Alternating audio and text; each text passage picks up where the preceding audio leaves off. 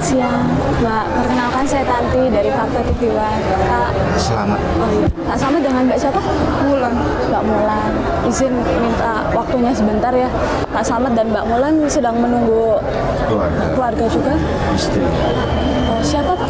Istri saya. Istri. Dengan ibu siapa namanya? Ibu Robiatul Adawi. Kalau boleh diceritakan kronologinya seperti apa sih pertama kali dengar kabar ini? Oh, pertama kali kronologinya begini.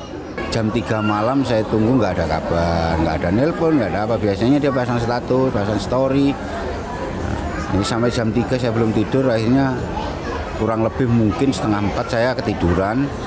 Sampai pagi jam 7 saya dibangun sama anak saya, ditelepon.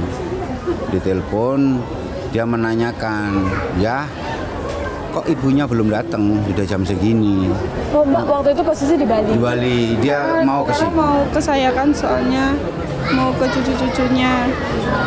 Kok sampai harusnya jam 7 sampai, kok sampai jam 7, jam 8 kok belum sampai. Akhirnya saya telepon yang di rumah, kok belum datang, ditelepon juga nggak bisa.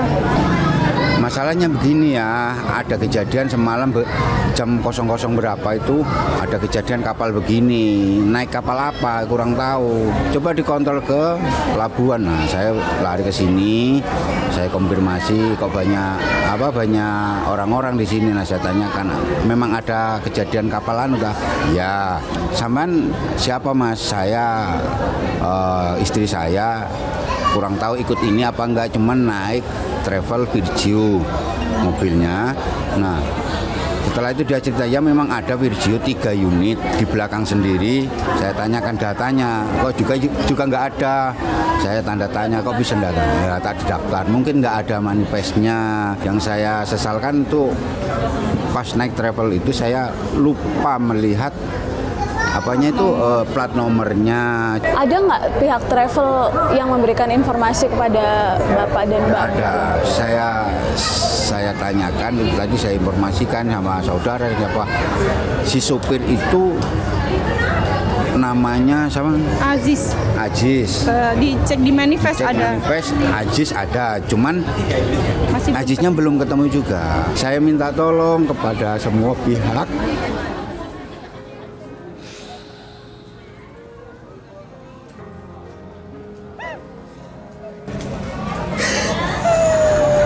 Tolong kepada semua pihak, kepada semua petugas, semua yang bertugas sekarang. Saya minta tolong, mudah-mudahan istri saya ketemu, itu saja yang saya minta. Saya juga mengerti kondisi di sini, cuaca, terus kondisi laut di sini juga ngerti. Kalau ada kendala atau berhenti dulu ya saya menyadari memang lautan dari Selat Bali ini memang tidak bisa diremehkan. Saya cuma berharap mudah-mudahan istri saya bisa ketemu. Tidak memikirkan apa itu, apa ini, bagaimanapun bentuknya istri saya, yang penting ada data ketemu. Sekali lagi terima kasih banyak Bapak dan Mbak. Kami ucapkan turut prihatin dan semoga segera mendapatkan kabar ya. Sama-sama.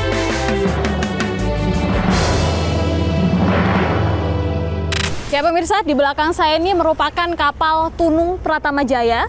Ini bukan merupakan kapal yang beberapa hari lalu tenggelam dan karam di perairan Selat Bali, tapi ini merupakan kapal yang kurang lebih sama ukurannya, desain kapalnya, dan lain sebagainya. Ini merupakan kapal yang sama karena ini juga merupakan kapal Tunu Pratama Jaya. Saya akan mencoba membawa Anda masuk untuk melihat seperti apa situasi atau gambarannya di dalam.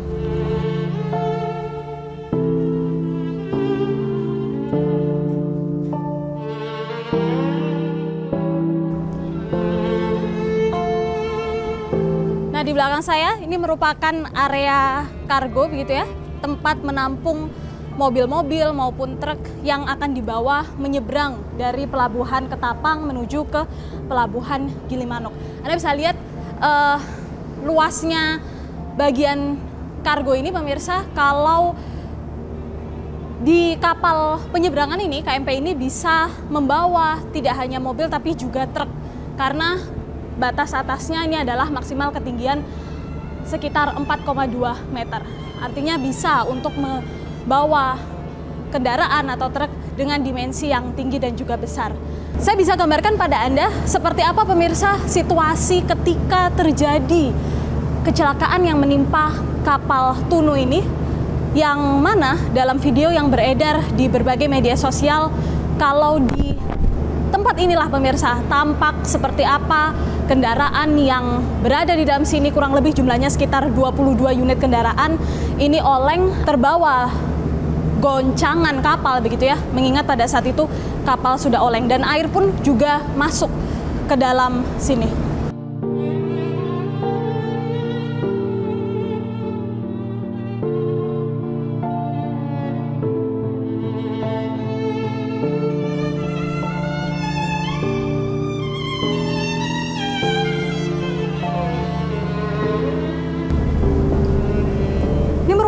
Bagian geladak pemirsa, tempat para penumpang beristirahat di sini.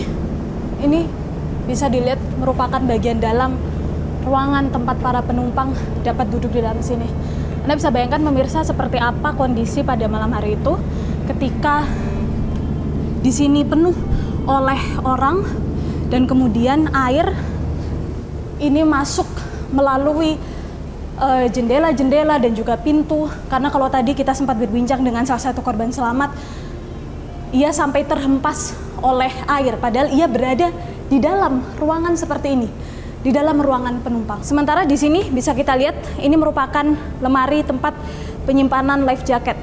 Namun sayangnya kalau tadi disampaikan oleh salah satu korban begitu ya, tidak sempat penumpang yang ada di sini, para korban tidak sempat mengambil life jacket karena begitu cepatnya kapal ini tenggelam. Juga masih sama di ruang istirahat, namun di sini seperti ada bilik-bilik begitu tempat penumpang bisa beristirahat, tidur mungkin atau berbaring di dalam sini.